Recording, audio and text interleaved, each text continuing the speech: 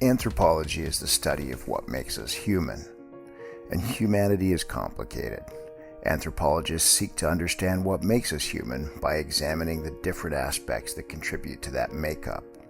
This includes studying the human past through archaeology and evolutionary history, analyzing language, and exploring the complexities of society and culture.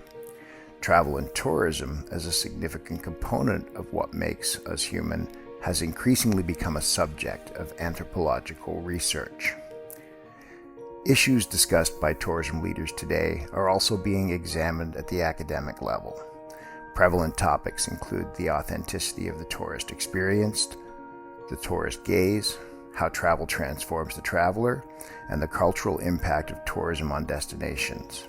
However, important anthropological analyses are not always easily accessible by the people who manage tourism programs. Hello, and welcome to the Future Tourism Podcast. I'm David Peacock. My guest today is Meagan McGuire, VP of Sales and Marketing at Seattle Southside Tourism Authority. She's got a master's from the Washington State University in Anthropology and a CDME from Destinations International. Good morning, Meagan. How are you? Where are you? And what's it like? Good morning, David. I am in a suburb of Seattle. We are all working remote here in Seattle Southside. It is freezing cold outside, but it's a beautiful sunny Seattle day. And we're doing okay. We're a bit shut down for the moment because of a spike in COVID cases, but we are looking to reopen most of our restaurants and venues in the next couple weeks. So we are very hopeful for the future. So in that capacity, you're a regional office. You work with a number of DMOs. How many? So we work with the city of SeaTac, the city of Tukwila, and the city of Des Moines. There are smaller sort of tourism-focused organizations within those cities or city staff that focus on each one of those cities for festivals and things like that. They are mostly volunteer-led or they're city staff. So we kind of work with all of those folks to get the word out. And they mostly focus on more within the local region, so within 50 miles. And then we focus on getting that word out in a broader reach. And the DMOs you work with, are they primarily city funded? Are they bed tax funded? How does that work? They are city staff. So they're funded by partially by the city budget, but then also from some lodging tax dollars, or they are a volunteer organization. So when you find an organization that isn't completely tied to bed tax, do you find that they are more capable of making a shift towards stakeholder engagement and building legacy value with the mosaic that makes up the destination? Is there any difference that you notice there? Not really. I mean, I feel like we all talk to the same people. We all engage the same people. We just focus on a different sort of end goal, I guess. The messaging that we're putting out is similar. We're trying to get people to come to the area, obviously, but the way that we're doing it is kind of on a different level, more kind of a regional approach versus a more broad approach. Okay, so that leads me into a discussion I'm really excited to have with you. And in there, we'll look at the ecosystem that is the destination, but we'll also look at the behaviors that is the traveler. You recently launched a site, anthropologicaltourism.com, right? That's right. Mm-hmm. I'm pretty excited. You talked to me about it earlier. You've already posted the first content there. You've had some guests. You've made an entry to guests to write to that site. Why anthropologicaltourism.com? What is the deep thought, the abiding concept, the idea that moved you to do that? So I think it all started maybe about a year ago. I was really kind of self-reflecting on the role of a DMO in meeting sales. So we have we don't have a convention center, so we don't have any access to booking information, but we have this sales team, this meeting sales team that goes out and talks to planners and about our destination. The tracking of that in lead generation is difficult because planners have so many ways to search for venues, and without a convention center, it's difficult to get that to come through us first. So we were really looking at our meeting sales strategy. What can we do to best impact sales for our hotels and our venues?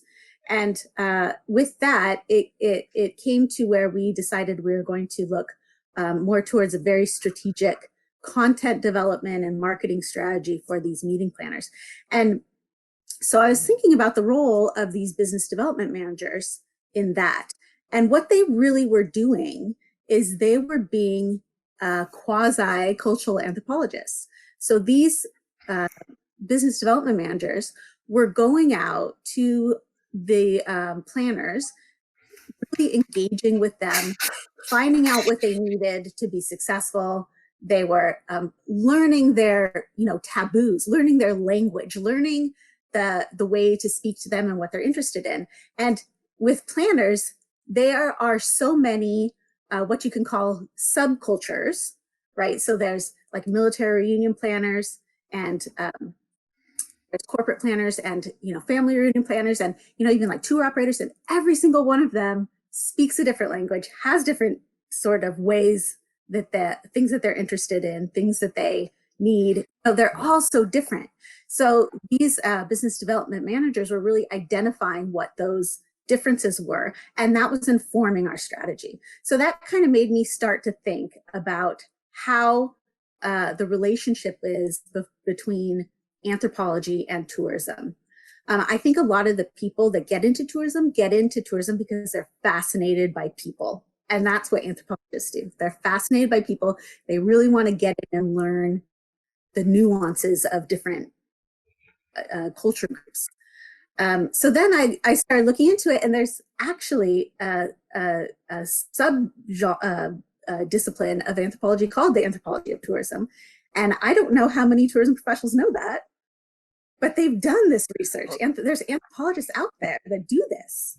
So you're a formally trained anthropologist. You did your master's at Washington State. What was your thesis related to tourism? What did you focus on? My thesis was not related to tourism directly, but I learned my thesis question because I was in Belfast on a tour.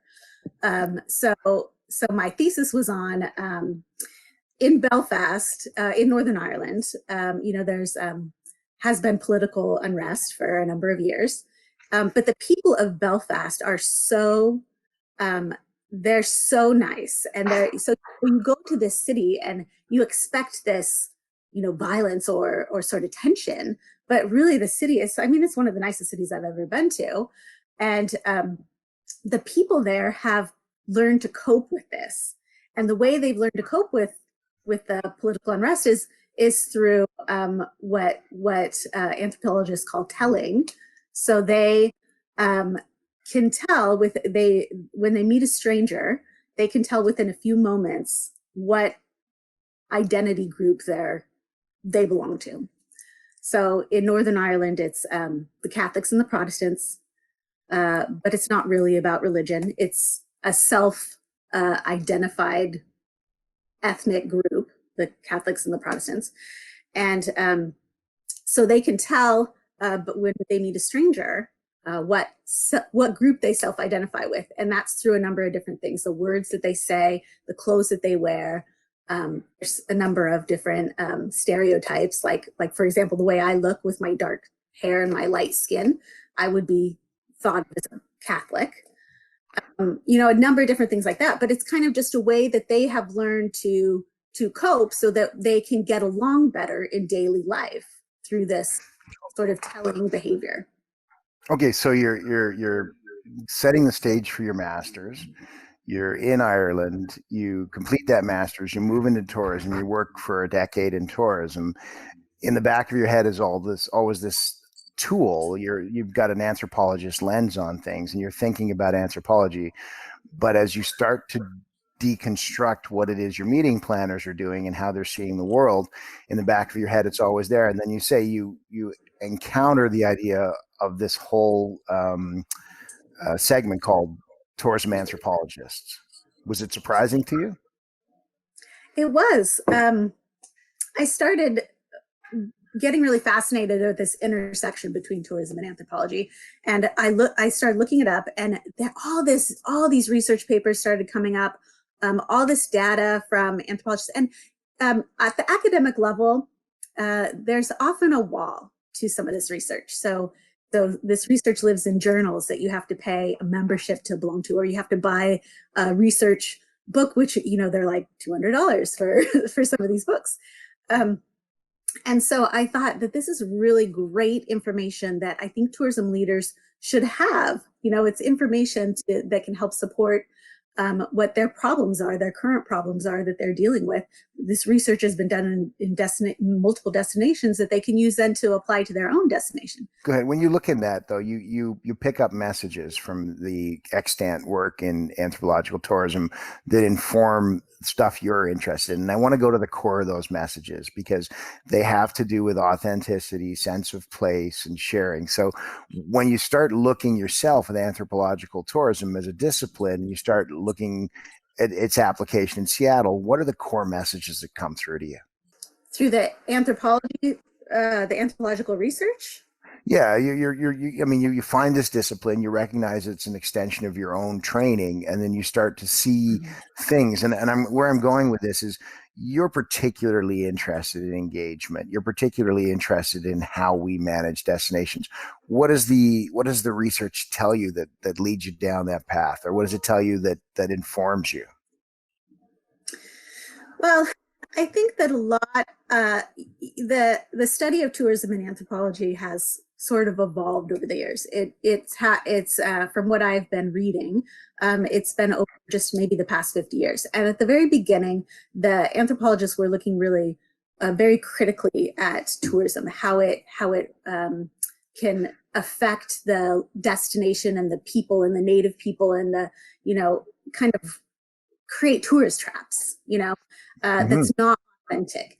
And so I think, though, that nowadays the idea has shifted, where it's more of a trend to look at how to then create authenticity. So the tourist wants an authentic experience. I mean, that's what I got into tourism for.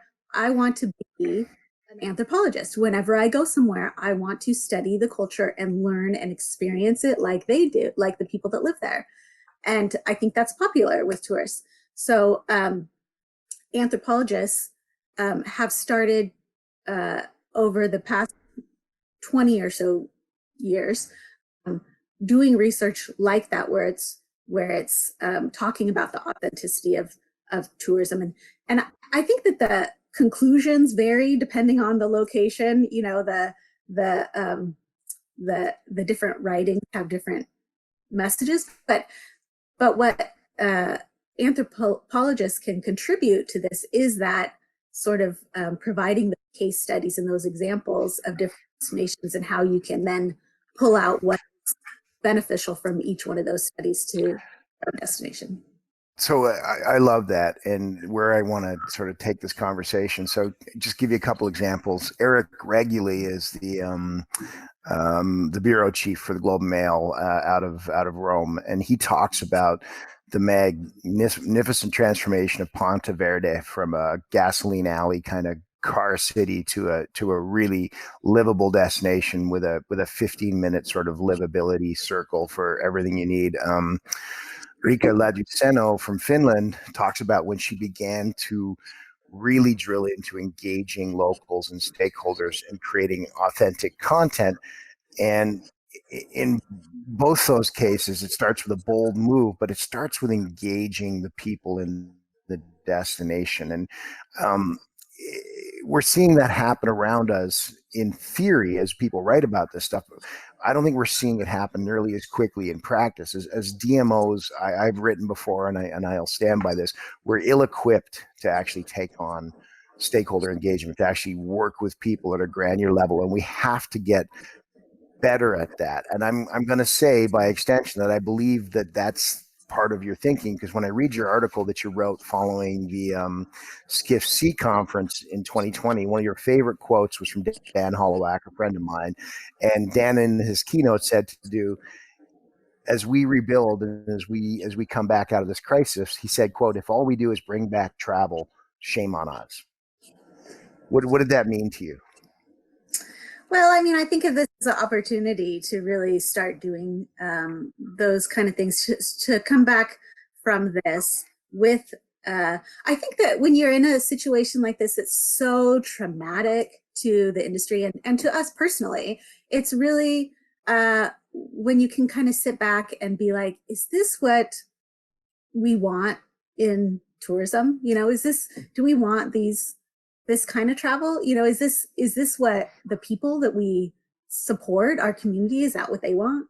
So I think this is the time to self-reflect, and that's what that's this. We have to take advantage of this. So don't let a good crisis go to waste, right? So I think this is a great opportunity to really start those conversations with the community. What do you think Dan meant when he said, if all we do is bring back tourism? What's the alternative? The alternative to, you mean creating like this more kind of local level focused tourism? Is that what you're referring to? Yeah. Is that what he's referring to? You and I both know Dan, and that is what he's referring to, isn't it? Yeah. I think so. Well, you also had another friend of mine, Signe Jungerstedt, on there, and she had a great quote. Do you remember what it was? Yes. Ask what tours. I love this quote. This is one that I've been really thinking about lately.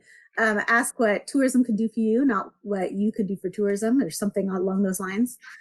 Absolutely. It's not what locals can do for tourism, Yeah. but what can tourism do for locals? Yeah. Absolutely. Yeah.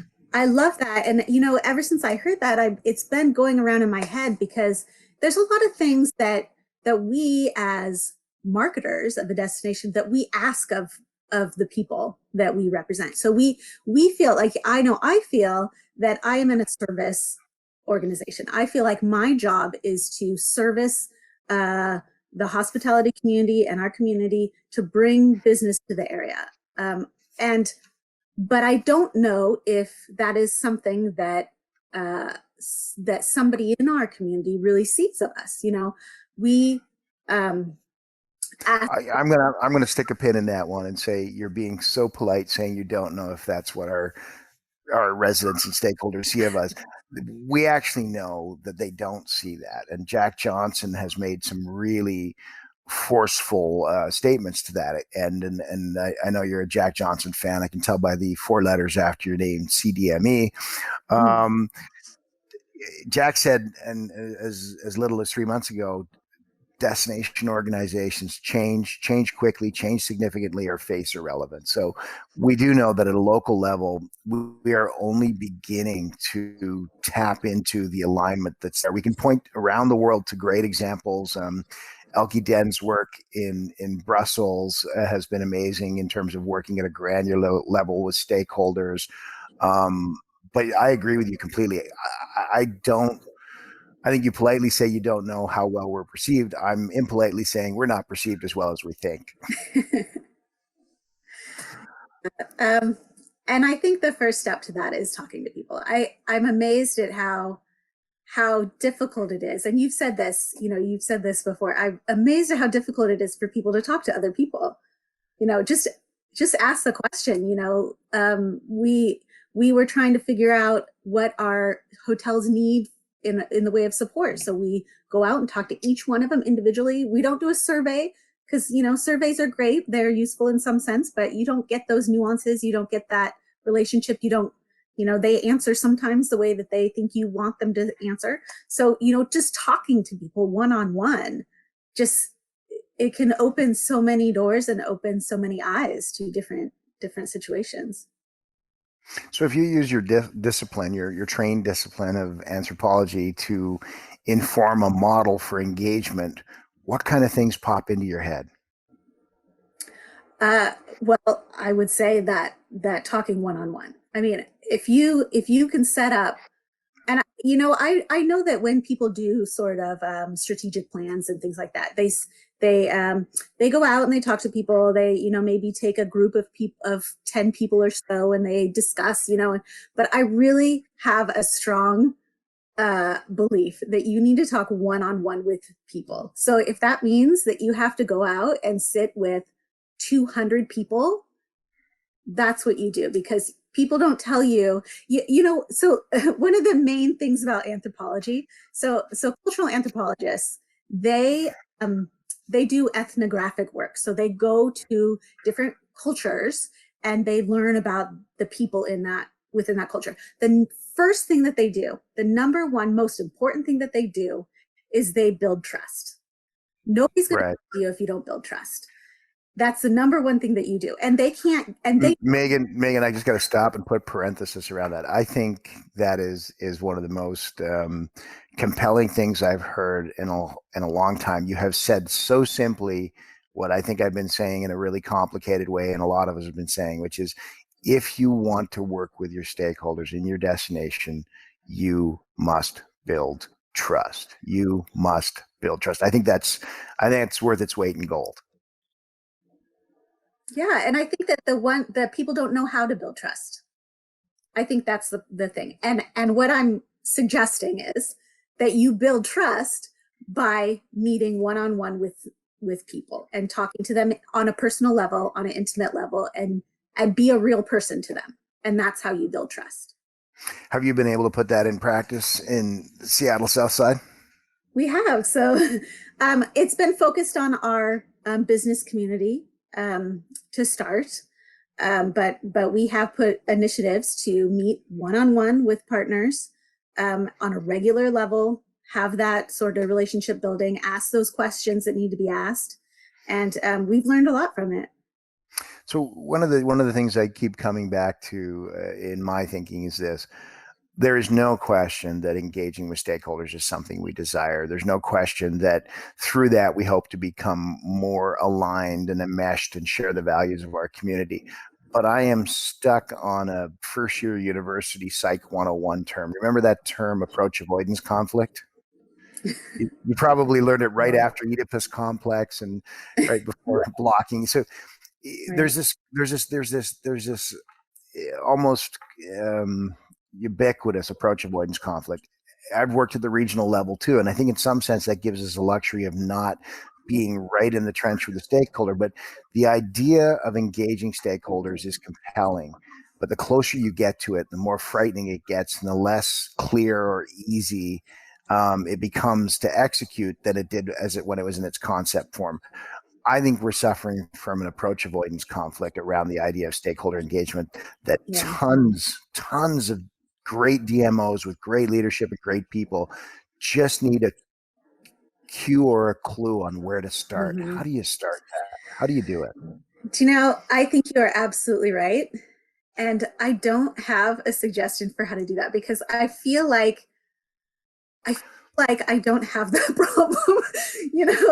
When I was in Belfast, I had to interview people. I had to interview residents. I knew nobody there, so I would just go up to somebody and start talking to them. So I don't know how to not do that.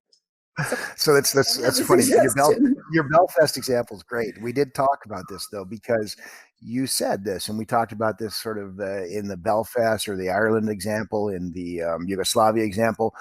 I can't spot a Protestant or a Catholic, but they can spot each other from 500 yards, right? So there you are. You have a particular look and a particular lilt, and you are clearly crossing the lines with both groups, talking to this group and then being seen talking to that group. So you're saying your own unawareness of their rooted ethnicity probably helped you. Well, except for in Ireland, they can see me from 500 meters away, and know that I'm American and I'm not involved in their Right. issues. So that that helped me. So there was a neutrality there, then, is what you're getting at. Exactly. They could perceive you as neutral. Okay, so let's see if we can apply that to the destination organization, which is maybe part of what's holding us all back. Is we don't have a neutral position to start with. We have a highly stratified perception of what we do that's blocking us from that engagement. Would that be fair to say? That is genius. Yeah, that is a really good. Yeah, and so that I like that. So then we can start by breaking that down and saying, look, Yeah. we're here to talk to you on your terms. And sometimes what you have to do is you have to say to everybody what I am. Look, I know I'm a big guy and I'm kind of physically imposing, but I want to talk to you today about something really, kind and simple. Like maybe we get it on the table. Look, you know us as a marketing organization that for years has been responsible, but the world's changing and people are seeking more authentic experiences, and that really comes down to you, the business and the operator. Maybe it's how we frame those conversations. Well, and I agree. And then also focusing on asking questions instead of, telling them, kind of back to that, what can tourism, what can tourism do for you instead of what you can do for tourism, asking those questions. What do you want? What do you see? I think that would help too. Just letting them know that their perspective is what you're looking. So let's go back. Let's go back to Ireland when the young, wide-eyed McGuire is there. You had people of both camps open up to you. What was that like? So I mean, it depended on the person. Some people were more open than others, but I think the fact that I was American helped them open up. The Irish people tend to be open. So telling me, answering the questions that I had about how they see the community. They were pretty forthcoming with that. So what was the aha? What was the answer, the statement that made you go, "Oh my gosh, I would never have thought of this"? So anthropologists, when they do ethnographic research, they don't do it from a deductive reasoning like science. They don't say, I theorize this and I'm going to go prove that. They go into the situation kind of open-minded. So I went into the situation and I was trying to find out what these telling symbols were, what these keys were that people were catching up onto. And I think the aha moment for me was when I realized that this really is a coping mechanism. It's a social strategy. And I guess when I came into that, I didn't think of that. I thought that, oh, isn't that an interesting thing that they can do? Isn't that an interesting talent? But really, there's a reason behind it. And I think that's a anthropological argument as well, is that everything has a reason behind it. Okay, so you're talking about an evolved reason. Let's go back to the Irish example that you're in. You're talking about an evolved reason to be able to visually or audibly identify other. Isn't that interesting? That is fascinating. That's totally fascinating. Yeah. What's the evolved reason that we as tourism have such a hard time necessarily engaging one-on-one with stakeholders? I think that it is because we stem from marketing. We don't stem from a community engagement sort of base, So we're marketers typically, and what we need to evolve into is that anthropologist, right? Well, and I totally love that because you said it 3 minutes ago. An anthropologist doesn't start with a hypothesis. That's the difference in the science. And if we as destination organizations can drop the hypothesis as to what we do, then maybe we can do more than just bring back travel, as Dan says. Maybe we can do more and understand our destination. I think that's a really interesting lesson here. Can we drop the premise of who we are? Can we lose the hypothesis of what we have to do? And can we start those conversations from a position of neutrality? Yes, I love that. And I know, I think it's great. You said it. I'm just reading it back. Well, sounds great coming back. It's very good.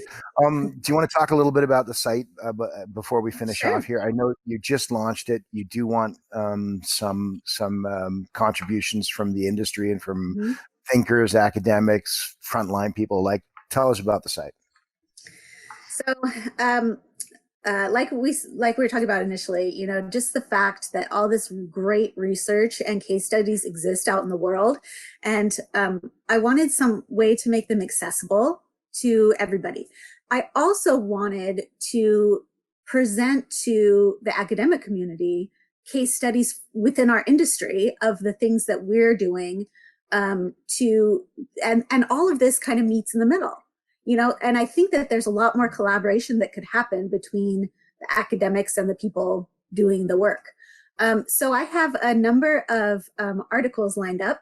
A couple DMOs are writing about case studies that they've experienced where a particular culture within their destination is working with the tourism industry. So I have a couple of those coming on board. I have a few professors that are writing about their work, about their research that they've done on different destinations and tourism development in those destinations. So, and then I've connected with a number of different anthropology of tourism organizations. And so I'm really hoping that this is going to become a platform that people can just share information. And I think it would just be for the betterment of both worlds. Well, and I totally support that. And I would say to you, it will be for the betterment of both worlds because it's not purely academic. The things you're talking about are tools we can use right now to do the thing that's most important, which is to come back, not just reinstitute travel, not just have locals as a backdrop, but engage them. Those things are the future of tourism. I say that unequivocally. We don't argue about them. 12 months ago, it was questionable. Civic shared values, is it really that important? Stakeholder engagement, I'm pretty sure it matters, but I'm not that sure. Digital excellence, yeah, we'll get to it. That all went away with the beginning of the pandemic. We realized those were the three things that we really had to focus on. So I am hungry for, and we've been searching for as an industry, the tools that will let us enact some of those things. And I think this idea of anthropological tourism.com, Meagan McGuire, anthropologicaltourism.com, is really timely, and I'm excited about it. So thank you so much for sharing that. We're going to keep that front and center. We're going to share some of your stuff, I'm sure, on the Simple View site because I'm excited about what you're doing. As we wind this down, are there any key thoughts you want to share just in closing? Well, you can sign up for my newsletter on anthropologicaltourism.com. I'm really excited about this too. I think that this, is something that I'm really passionate about. I think that a lot of other people can get really passionate about it too. I think there's a lot in anthropology that can help with this community engagement and with this adversity to talking to people. I think that there's a lot of ways that anthropologists see the world and ways that anthropologists talk to people that can be helpful in that situation. And I think that this is a way to get that out there. Well, Meagan, I don't often use this word in a podcast, but that's super cool stuff. And I'm really excited about it. And I'm so glad you could join us today. Thank you so much. It was a pleasure. You have a great day. You too. Thanks. Bye. Bye.